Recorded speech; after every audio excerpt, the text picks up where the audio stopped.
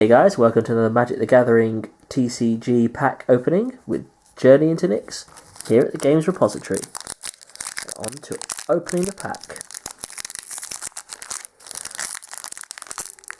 Opening the pack. There we go. So, let's check our marketing card. Oh, this time we get a lovely Hydra token. XX. I think Hydra Broodmaster makes these.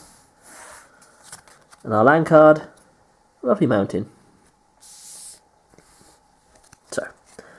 onto the cards. Oakheart Dryads. A card that we've already talked about before.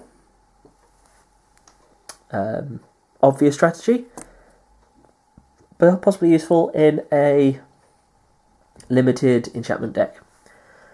Font of Vigor.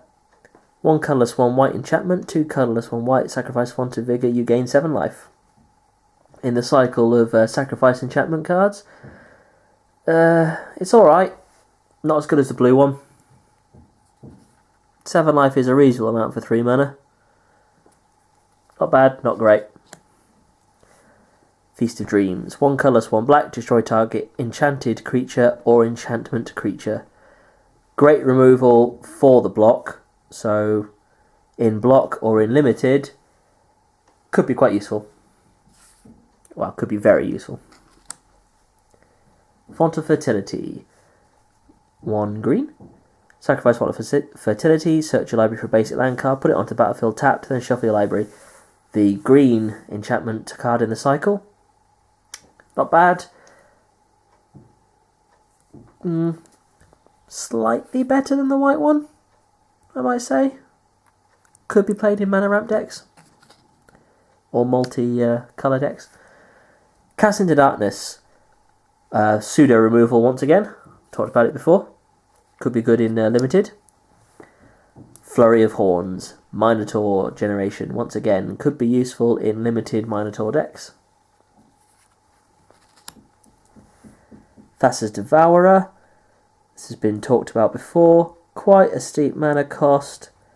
Milling card for Constellation. Not entirely sure how much play it will see. Font of Fortunes. The blue card in the cycle. Possibly my favourite card in the cycle so far. Drawing 2 cards for 2 mana. It's quite useful, though I suppose the earliest you can do is turn 3. Stonewise Fortifier. 1 colourless, 1 white, 2/2. Human Wizard. 4 colourless, 1 white. Prevent all damage that would be dealt to Stonewise Fortifier by target creature this turn. Not bad limited.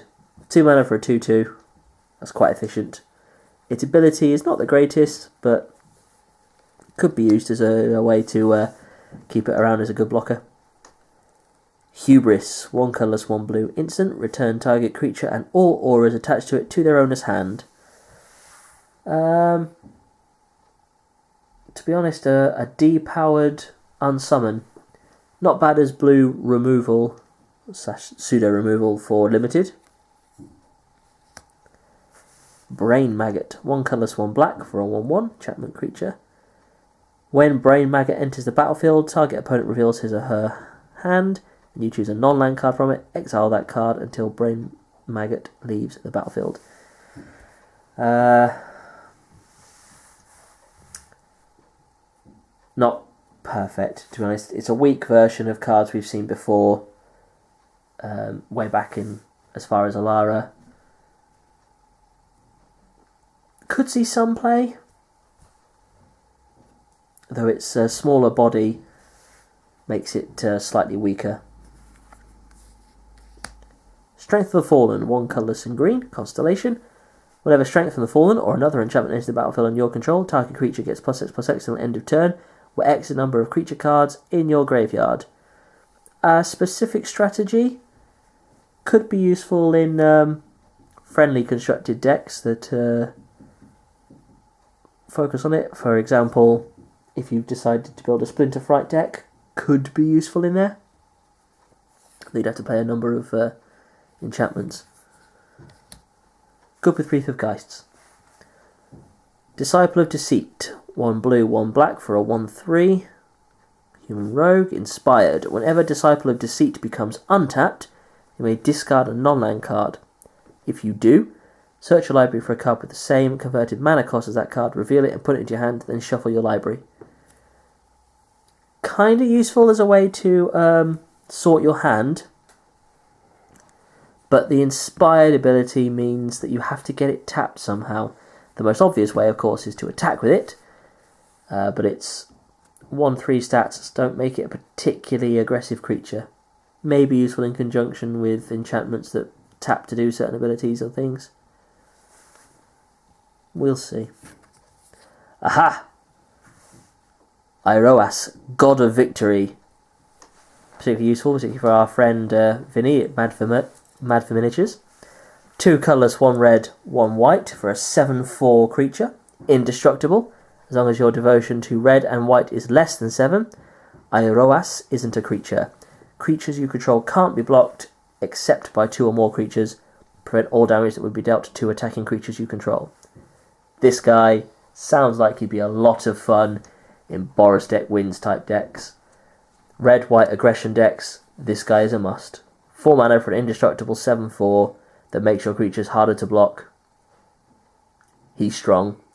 And in fact, strong enough that he would probably be my draft pick. Big body, indestructible, low mana cost. As always, the gods are pretty efficient creatures. Thanks guys, and until next time.